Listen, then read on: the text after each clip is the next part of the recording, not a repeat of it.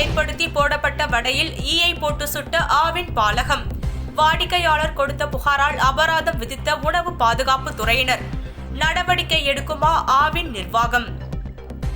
தமிழகத்தில் ஆவின் பால் விற்பனை முக்கிய பங்காற்றி வருகின்றது. இதில் தற்பொழுது ஆவின் பாலகம் அமைக்க முறையான அனுமதி பெற்று ஆவின் பாலகம் அமைத்து பலர் பயனடைந்து வருகின்றனர்.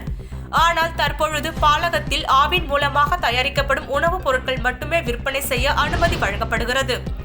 ஆனால் தனது சுய லாபத்திற்காக சிலர் தமிழக அரசுக்கு நஷ்டம் ஏற்படுத்தும் வகையில் ஆவின் பொருட்களை தவிர மற்ற பொருட்களை விற்பனை செய்து ஆவின் நிர்வாகத்திற்கு இழப்பை ஏற்படுத்துகின்றது.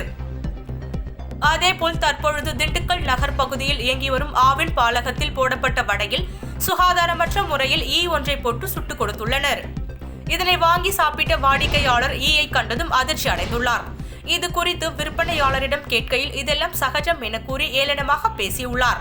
இதனால் பாதிக்கப்பட்ட நபர் உணவு பாதுகாப்புத்துறை அதிகாரிகளுக்கு கொடுக்கப்பட்ட புகாரின் அடிப்படையில் பாலகத்தை ஆய்வு செய்த அதிகாரிகள் அவர்கள் அரசால் தடை செய்யப்பட்ட பிளாஸ்டிக் பொருட்கள், சுகாதாரமற்ற முறையில் வைக்கப்பட்ட உணவுப் பொருட்களை வைத்து அபராதம் விதித்து சென்றனர். மேலும் ஆவின் அனுமதி இல்லாமல் சிகரெட் போன்ற பொருட்களும் வைத்து பலர் விற்பனை செய்து வருகின்றனர். இது குறித்து ஆவின் நிர்வாகம் தக்க நடவடிக்கை எடுக்க வேண்டும் என பொதுமக்கள் கோரிக்கை விடுத்துள்ளனர்.